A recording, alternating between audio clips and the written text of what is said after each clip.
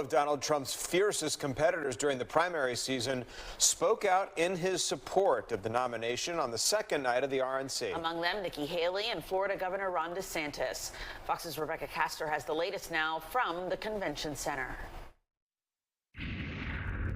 From fierce attacks during the primary season to now key endorsements, two of Donald Trump's former rivals took the stage tonight to support his nomination.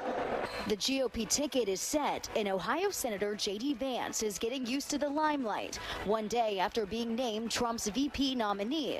But headlining night 2 of the Republican convention, former Trump rivals who at one point wanted their name at the top of the GOP ballot. Our country was respected when Donald Trump was our commander-in-chief.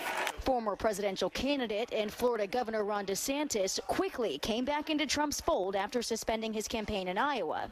But former UN Ambassador Nikki Haley held out until much more recently. Donald Trump has my strong endorsement, period.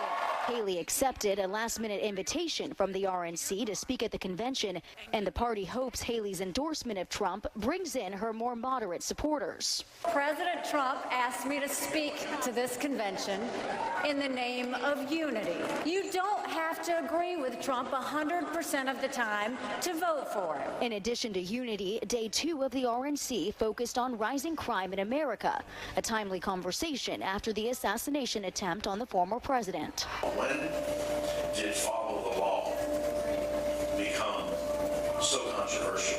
Well, it started with the border, which is a mess. Rising migrant crime, a mess. These are things that are directly tied to Joe Biden. As far as it looks, Republicans seem unified, while some Democrats are still questioning President Biden's candidacy. In Milwaukee, Rebecca Castor, Fox News. Sandy